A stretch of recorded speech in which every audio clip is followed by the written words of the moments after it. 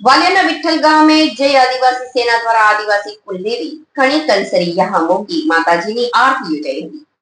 આદિવાસીના રીત રિવાજ વિધિ વિધાન કામકાજ જમણા ફેરે કરી આરતી કરાઈ હતી। આદિવાસી પરંપરાગત રીતે કરવામાં આવેલ આયોજન સાથે સામાજિક એકતા અને ધાર્મિક એકતા ફેલાવવાનો પ્રયાસ કરાયો હતો। વાલિયા વિઠ્ઠલ ગામ જય આદિવાસી સેના દ્વારા આદિવાસી કુળદેવી કણી કંસરી યહામોગી માતાજીની આરતી કરવામાં આવી હતી।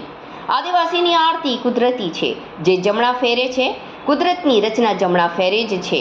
જેમ કે ગ્રહો સૂર્યની ચારે બાજુ જમણા ફેરે જ ફરે છે।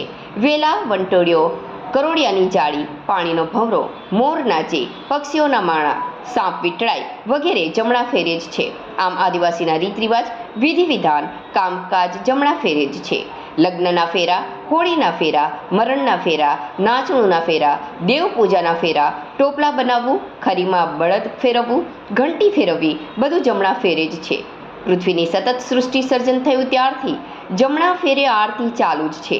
માટે આદિવાસી કુદરતના નિયમ મુજબ જમણા ફેરે કુદરતી આરતી કરે છે।